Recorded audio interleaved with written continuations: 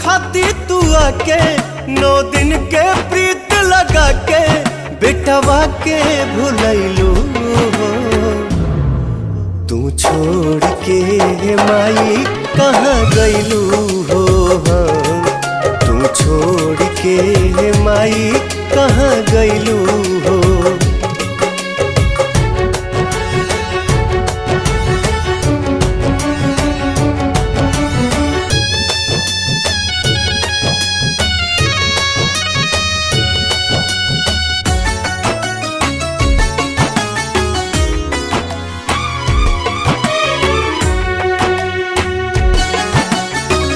जात घरिए माई हम तनिको जन ले रही ती।